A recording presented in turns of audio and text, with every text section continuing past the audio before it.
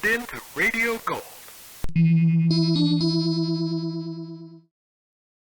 This production of The Avengers burst in the door of spy and superhero adventure drama on South African radio in 1971, starring Donald Monat as John Steed and Diane Appleby as the wonderful Emma Peel. It was based on the Fine TV series, which was very popular from the start in the UK, and is an excellent example of radio's adaptation of the television medium. Part pop art, part superhero, and part adventure serial, this radio show had all of the excitement and intelligence of the original television hit.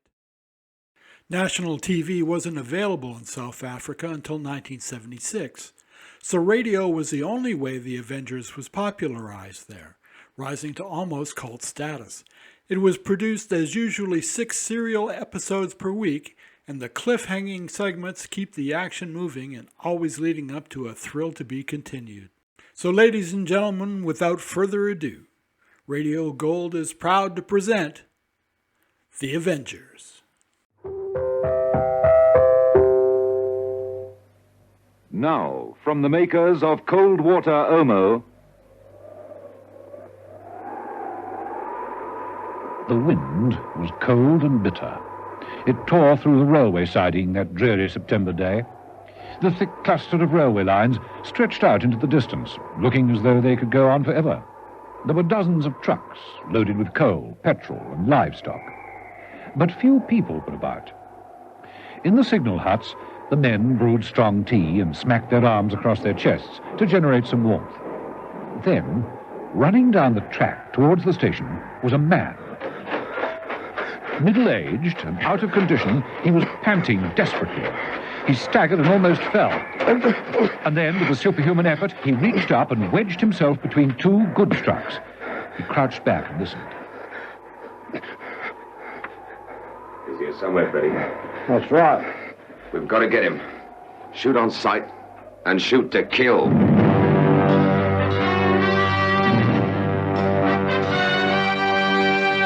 The Avengers.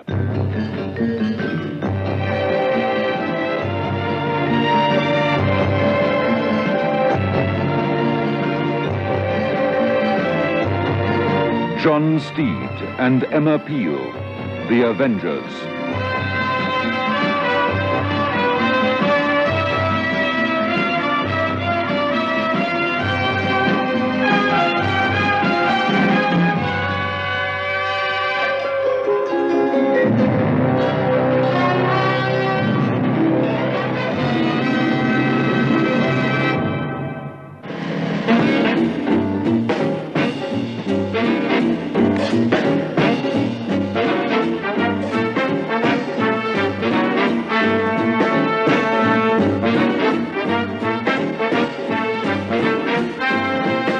Episode 1 of this story, in which John Steed and Emma Peel begin their investigations into a curious train of events. The man squeezed between the 2 railway trucks, held his breath, clutched at his briefcase, and waited. The wind roared through the station.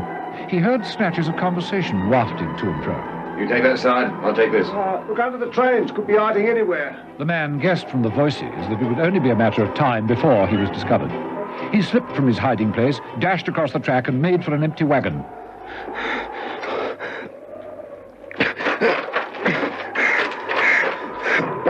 Breathless and exhausted, he hauled himself into the wagon, tearing his jacket as he did so. Oh, done. I've done it. Oh. He lay face downwards in the darkness, safe at last for a while. But the search went on. The man called Freddie kicked at an empty beer can. He swore incoherently. What the devil is he? The man in the wagon knew it was only a question of time. He stood up and quickly removed his tie, doubling it up and knotting it, prepared to use it to strangle anyone who attacked him. Freddie, moving down the line, paused. Yeah, what's this? I think the cloth torn from a jacket. And that means he's in here. Freddie clambered into the truck, paused, and peered into the half-darkness. He reached into his pocket, withdrew a small automatic, but he had no opportunity of using it. The tie was thrown quickly around his throat. Me or you? You shoot to kill, but there is no chance.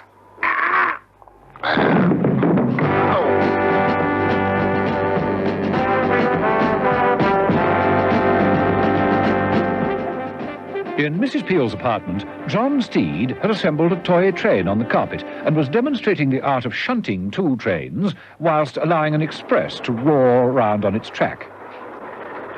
You see, Mrs. Peel, it takes a bit of working out. The express doesn't stop. The other trains have to be moved from that siding to this one. Tricky. But why? Huh? Well, why do we have to create the problem in the first place? It's my nephew Willie. He's retarded. This'll give him something to concentrate on. Well, if we can't do it, how can we expect a retarded child to? That's a reasonably good point. You didn't move the point, Steed. That's why the crash occurred. Well, perhaps I better give him something a little more simple. I think it would be a good idea. Oh, excuse me. Emma Peel? Mrs. Peel, is John Steed with you? Yes, he is. Who shall I say is calling? Lucas. Just tell him it's Lucas, and it's urgent. All right. Steed, it's a man called Lucas. He wants to talk to you urgently. You better Right. take it. Of course. Hello, Steed here. Steed, Mark Lucas. Look, I'm onto something big. I can't talk now, but you must meet me off the 8:10 train at Norborough. Got it? The 8:10 at Norborough. Yes, I understand, Mark, but why... I just killed a man, and I may have to kill again. But you must help me, Steed. You must. Right, the 8:10 Norborough station. I'll be there. Trouble, Steed? Sounds like it. We've got to stop playing at trains, Mrs. Peel, and start taking them. Come on.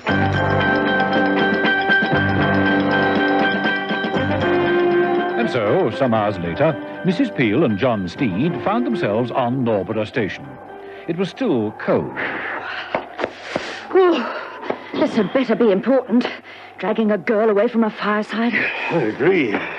I think a bed, that electric blanket.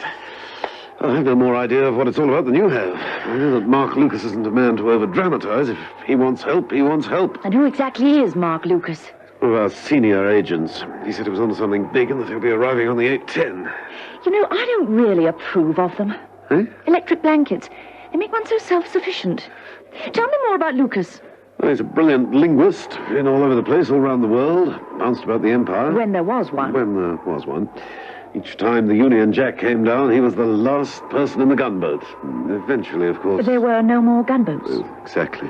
And now, instead of fighting a magnificent last stand on the banks of some tropical river, he's speeding through the home counties on a very cold Thursday. That's right. And as far as I'm concerned, he can't turn up too soon.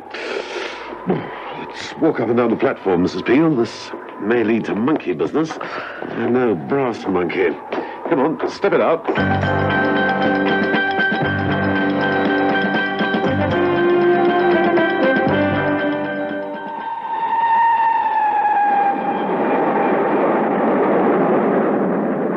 In the train, roaring its way towards Norborough, Mark Lucas sat huddled in a compartment. He clutched his briefcase, swaying with the movement of the train.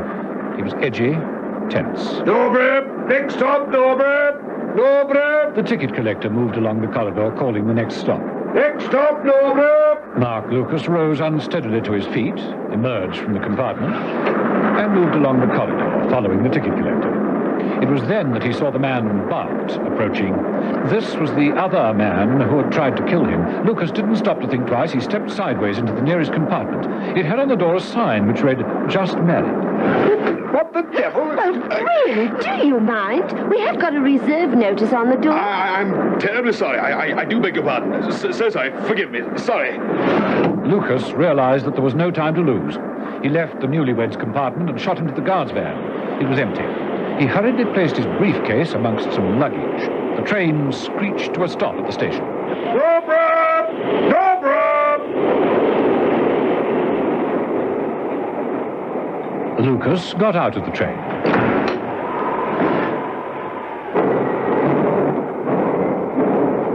The train started up and pulled out of the station. Lucas looked about him. Rain was now falling in the wind. It was dark, deserted. Lucas pulled the collar of his overcoat up around his neck. The train faded away into the distance. Lucas realized that he was completely alone. He walked towards the shelter of the station waiting room, lighting a cigarette. His footsteps echoed out hollowly on the uneven flagstones.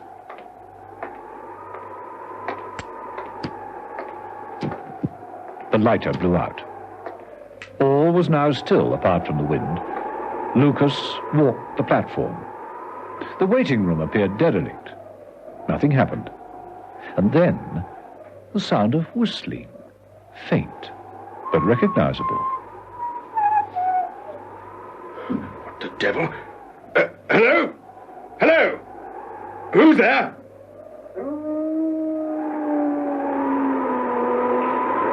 Who is it? Who are you? Put your hands up, quickly, or this gun might go off. Come on now, do as I say. That's better. Stay like that. There's a train coming. Listen to it. Listen, Lucas. No, don't move. Don't move. As the train screamed through the station, the revolver shot that killed Mark Lucas was not heard. Lucas sank to the platform.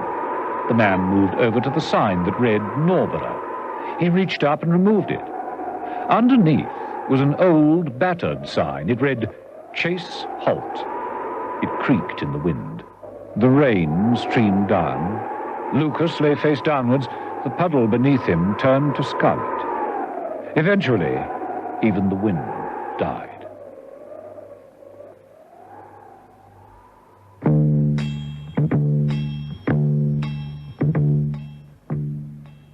On the real Norborough station, John Steed and Emma Peel paced up and down impatiently. The train arrived at last, drew in and stopped.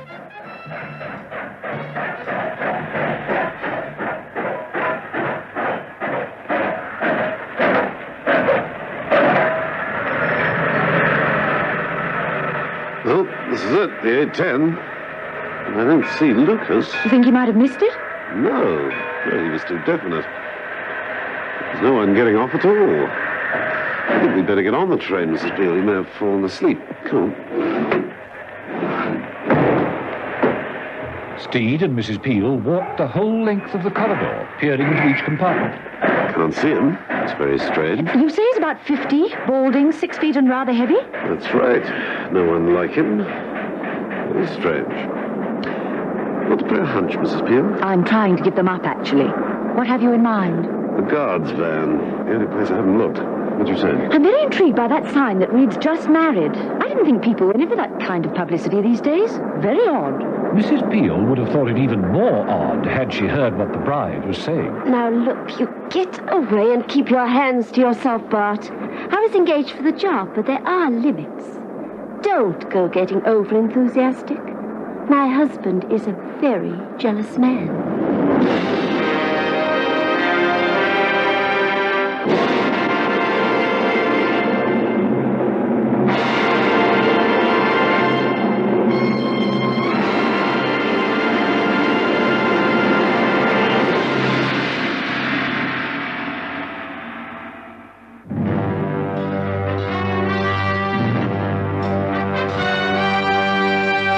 The Avengers.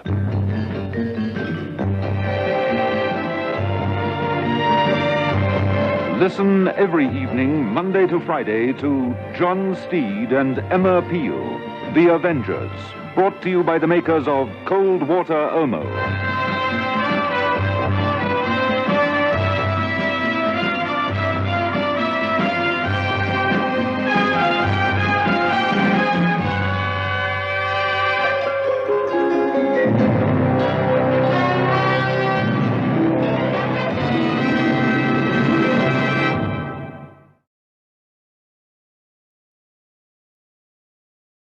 Let's take a short intermission. The Best of Dimension X from Radio Gold. Dimension X was the first sci-fi anthology series to utilize published stories from established science fiction authors, which gave the series an instant status of credibility to hardcore fans. Stay tuned. Episode 2 starts in just a few seconds.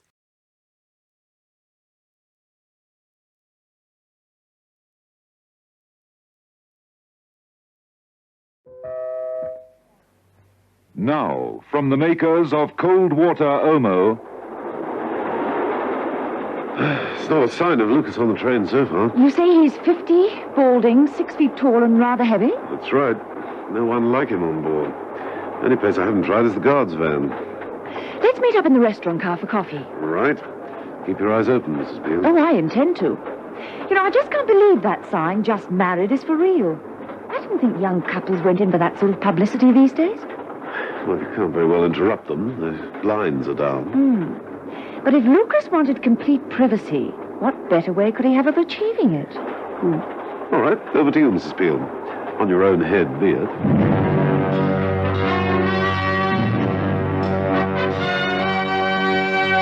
The Avengers.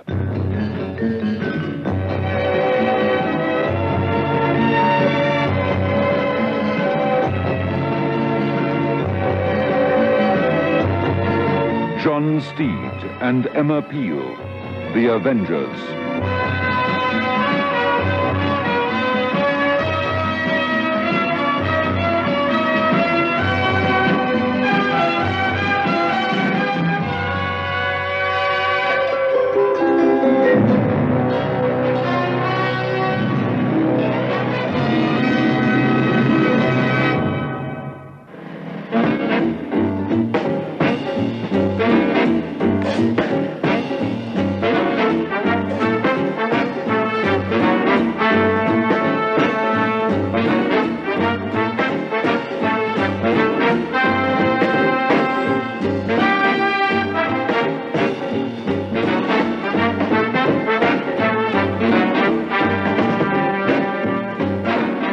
Episode 2 of this story, in which John Steed and Emma Peel complete a journey which leads to a very strange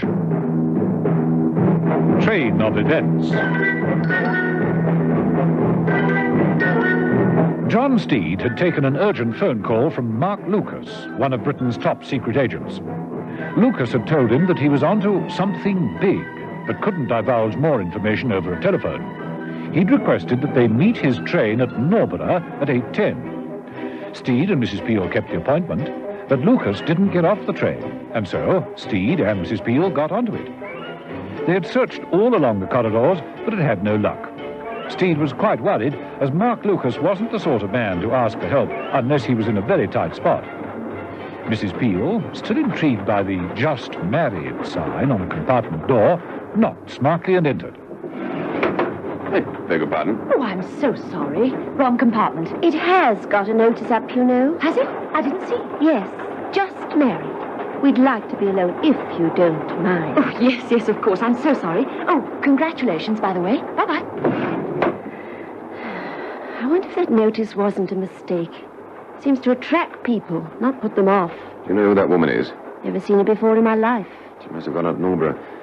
Better keep an eye out, for we've got trouble enough without prying eyes. If she comes back and causes trouble, let me know, right? Right. Meantime, since it's supposed to be our honeymoon, couldn't we order just one bottle of champagne? Just for appearance's sake. Please, Bart?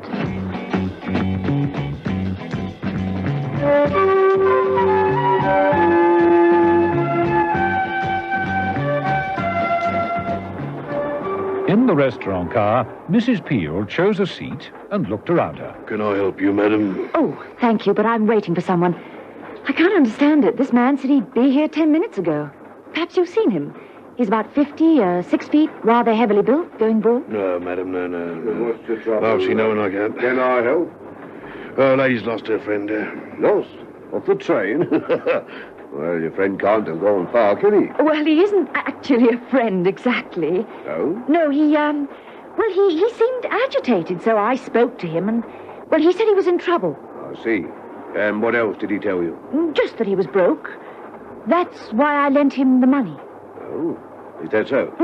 Yes, £5. I gave him £5. So that's why you're so anxious to find it. Yes, excuse me.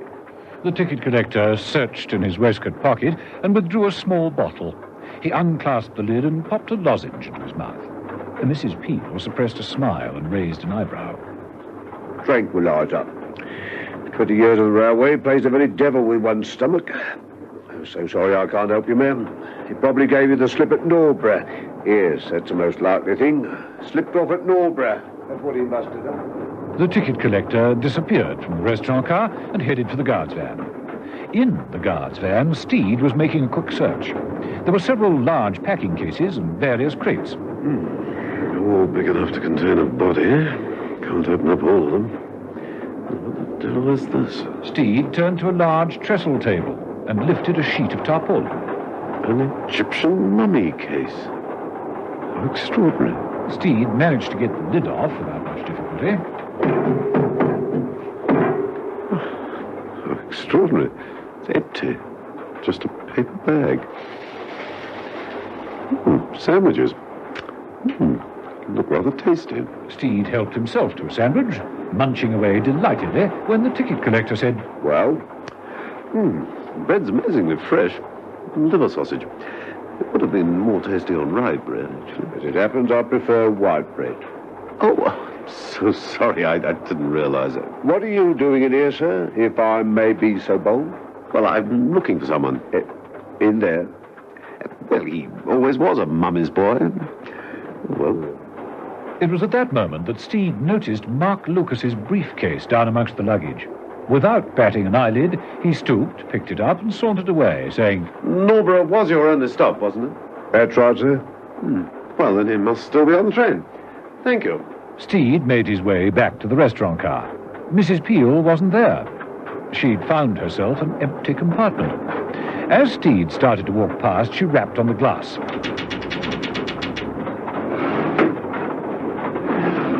Any luck? Well, unless he's travelling incognito as a young bride, he isn't on the train. I managed to pick this up in the guard's van. Steed dropped the briefcase down on the seat. The little leather tag had the name Mark Lucas clearly printed upon it. This means he is on the train. Was. And he's in trouble. It's standard procedure. If an agent hits trouble and has to run, he has to leave something behind, something to identify. But if this is true, then where did he run to? We know he didn't get off at Norborough. The train doesn't stop anyone else. Is the case locked? Yes. King's Cross! King's Cross! End of the line! Come on, Mrs. Peel. We'll attend to this back at my place. Excuse me, madam. A gentleman asked me to give you this. The attendant handed Mrs. Peel a £5 note. He said to, apologise for the inconvenience. Bye. You know, I really must try that one a bit more often. As the train drew into the station, Mrs. Peel followed Steed along the corridor. As they passed the door with Just Married on it, Bart and his so-called bride were picking up their things. Oh, goodbye. Have a happy honeymoon. Thanks. Come on, dear, let's go. Shh. Not so fast. Do you see what that man is carrying under his arm? Just a briefcase. Mark Lucas's briefcase. Must have picked it up here on the train. What do we do? Leave this to me. Bart placed one hand underneath his coat, checking on the gun in its holster. Then, turning up the collar of his coat, made after Steed and Mrs. Peel, who were heading for a taxi rank. Watch it, Steed. The journey isn't over yet.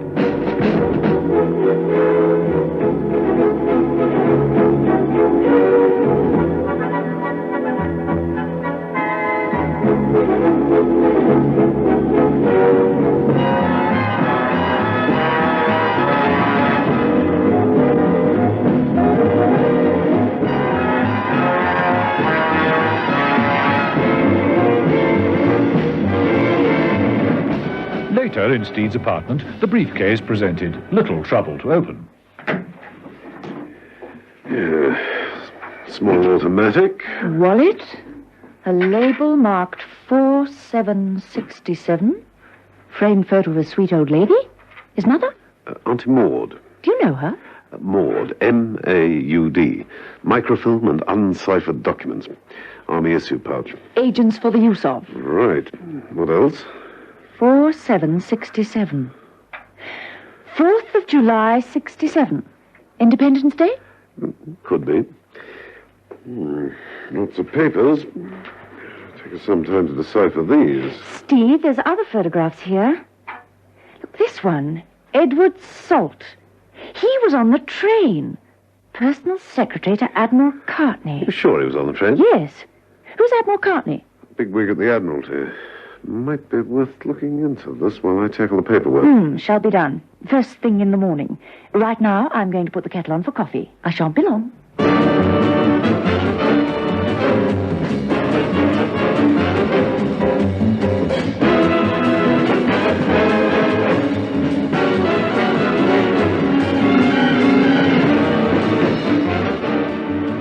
Steed returned to the examination of the briefcase when All right, I'll get it.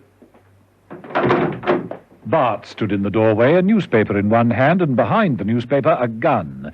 Bart smiled, raised the newspaper, but Steed, sensing that something was very wrong, slammed the door shut. There was a shot. Steed waited, slowly and cautiously, opened the door. Bart fell into the room, dead. Mrs. Peel entered from the kitchen at speed. Steve, what the... Whoops. You really are going to have trouble with your cleaning lady. She must be fed up with this sort of thing. He tried to kill me. Antisocial. But you ruined his honeymoon. Eh? This man, he was on the train, accompanied by a blushing bride. They were the ones I checked on. Let's see what he was carrying on him. Wallet? Yeah, he was carrying a rail ticket. Chase Holt Station. What's that? It's about 3 stops down the line from Norborough, except that nothing stops there anymore. Oh? Why? Because Chase Holt closed down years ago. I think we shall have to take yet another train journey. Don't you, Mrs. Peel?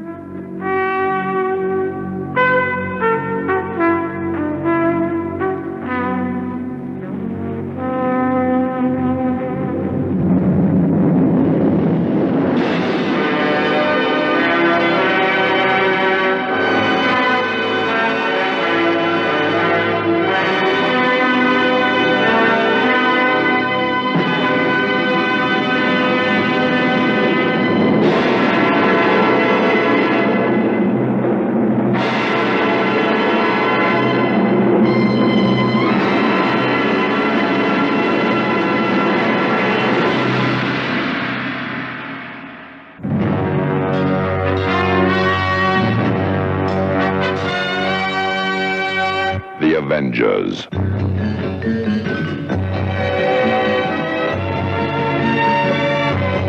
Listen every evening, Monday to Friday, to John Steed and Emma Peel, The Avengers, brought to you by the makers of Cold Water Omo.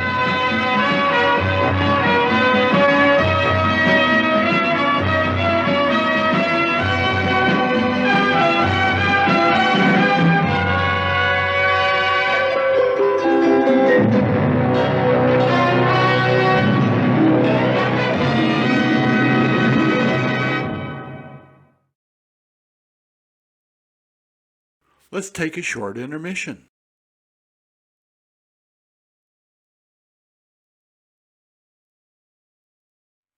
Nero Wolfe made his larger-than-life radio show debut on July 5th, 1943.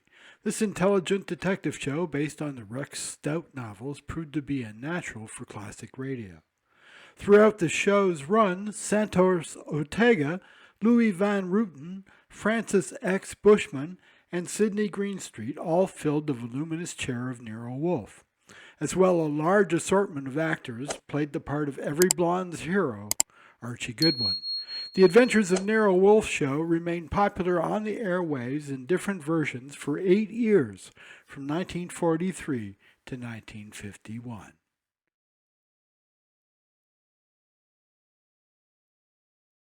Stay tuned for episode 3 of The Avengers.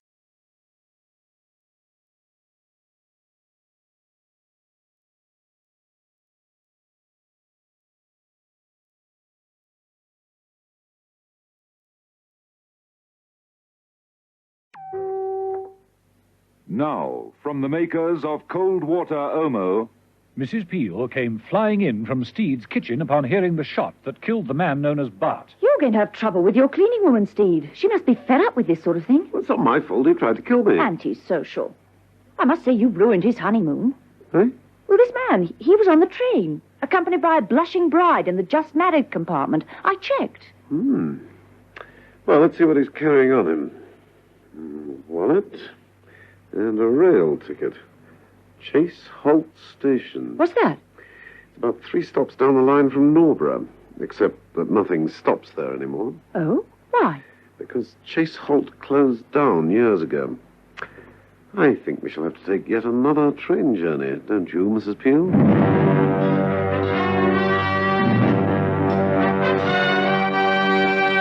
The Avengers.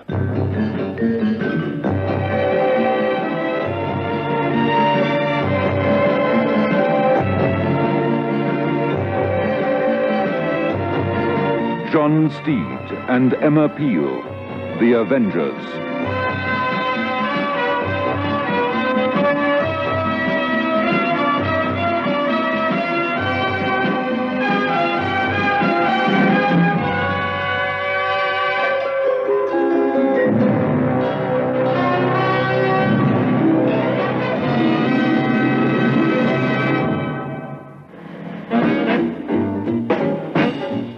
Episode 3 of this story, in which John Steed and Emma Peel find themselves incapable of stopping a most dangerous train of events.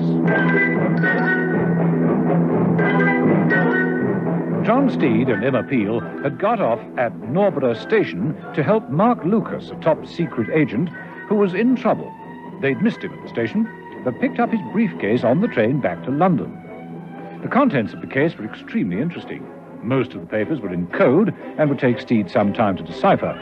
But there was also a photograph and information on Edward Salt, personal secretary to Admiral Cartney, a bigwig at the Admiralty. Before following through on the death of Bart and making a visit to Chase Holt, Mrs. Peel dropped in at the Admiralty. Her visit had been arranged nicely. She was now a journalist. Thank you so much, Admiral, for the conducted tour. I really didn't think my readers warranted more than a junior aide. Public relations, my dear lady, are most important. You write a good piece for us, and it helps recruitment, and we get a better choice of man. Good job all round, what? Oh, that is true. Yes, after all, your women readers want much the same thing as we want in the Admiralty. Really? More able-bodied men, what? A few more questions. Oh, yes, far away. What exactly do you do? Oh, dear, I do wish you hadn't asked that. But since I have? Well, I'll tell you, but it does make me sound like a sort of travel agent. Me, who fought 5 major sea battles in the last war. Still, looking at it another way, it is important work. What is? Well, I take care of all the travel arrangements for VIPs, wherever they go, on land or sea. I don't mind the sea bit, but on land... In other words, if someone important wants to go from A to B, you make sure they're comfortable. No, more than that. I make sure they're secure, yes. Can't have people popping off half the government, you know. No, have to make sure all is well and shipshape. Have to check every security arrangement. Oh, yes, which reminds me. Salt. Yes, sir? Pop this file back into top secret register. Yeah, good, sir. And by the way, sir, Mrs. Hamilton called. Yes, I'll speak to her. See Mrs. Peel ashore, will you? Certainly, sir. Well, thank you, Admiral, for your cooperation. Pleasure, my dear, pleasure. This way, Mrs. Peel. Good day, Admiral. Hello, you gorgeous little sailor's friend. When are we going to splice the main brace, hey, you beauty? What?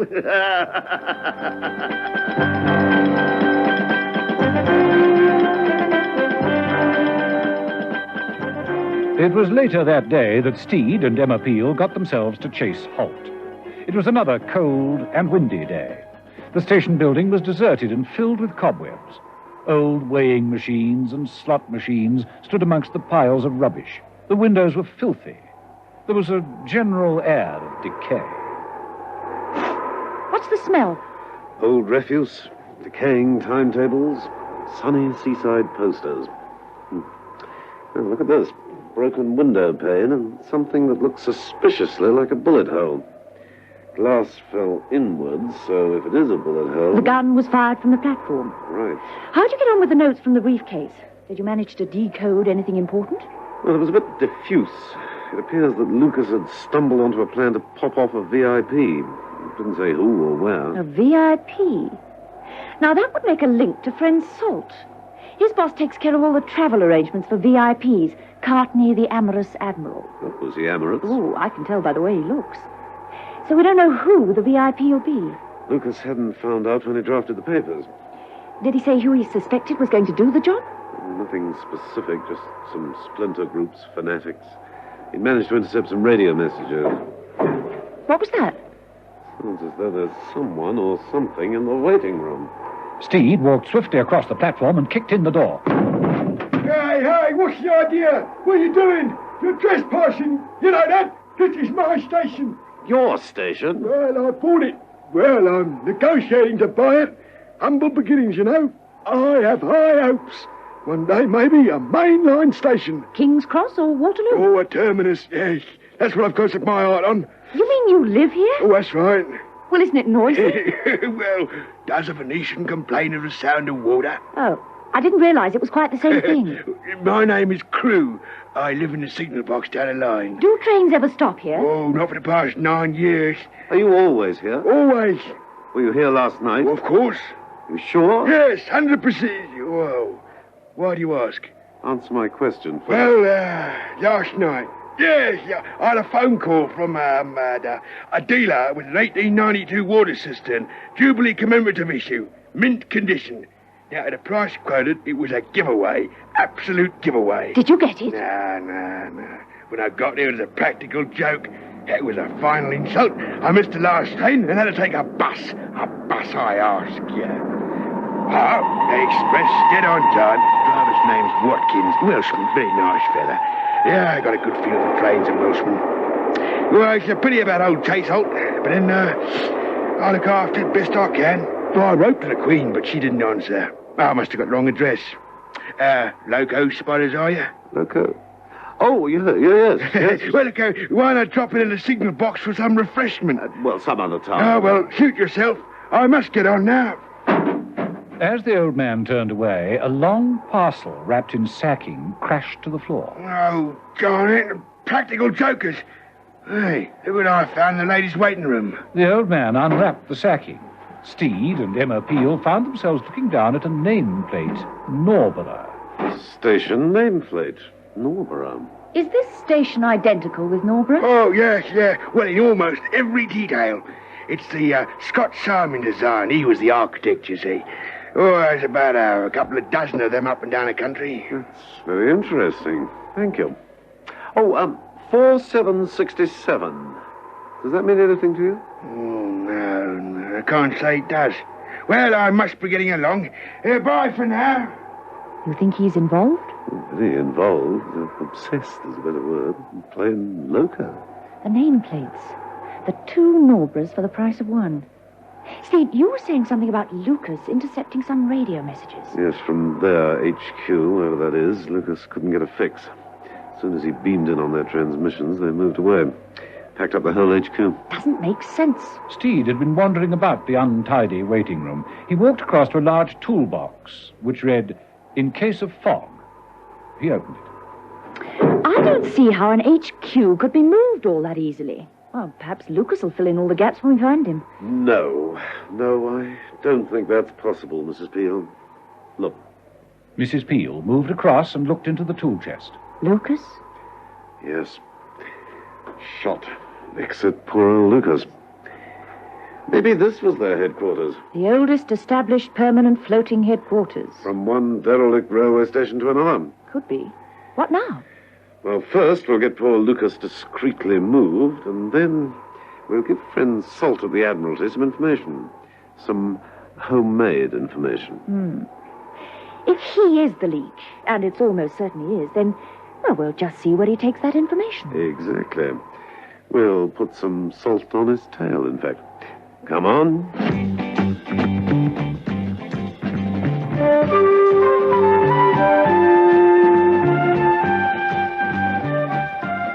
Later, in the Admiralty, the red scrambler phone rang. Admiral Carter, RN. Yes, sir. Certainly. Salt? Yes, sir. Sir Rodney. Yes, Sir Rodney. I've got your coded signal in front of me. Periscope photographs. Yes, I like it. Like it very much. Photographs, sir? Thank you. Oh, yes, Sir Rodney.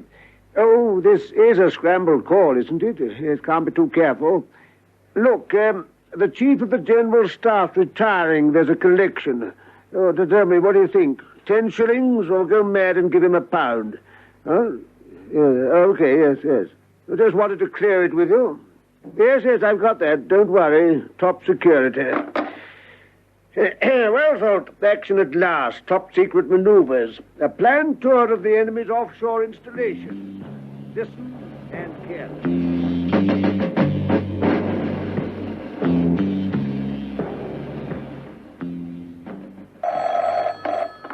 Hello? Mrs.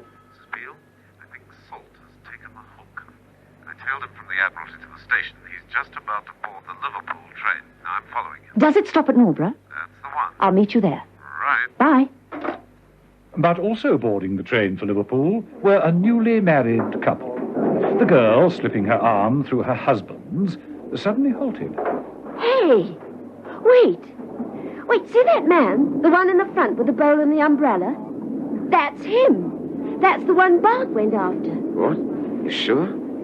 Bart didn't report back, did he? Missing. Believed dead. We'd better look into this, hadn't we? More trouble coming up in the rear, Steed.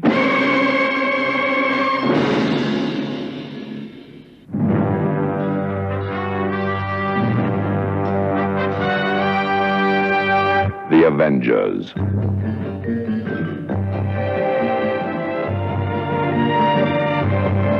Listen every evening, Monday to Friday, to John Steed and Emma Peel, The Avengers, brought to you by the makers of Cold Water Omo.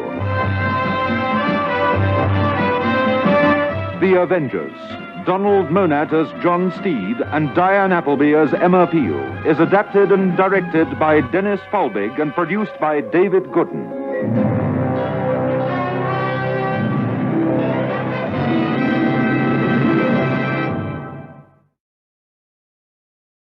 Now get on over to the Radio Gold channel and find the exciting 3-part conclusion to this adventure. Radio Gold is a 3 Nines Fine radio production. See you next time.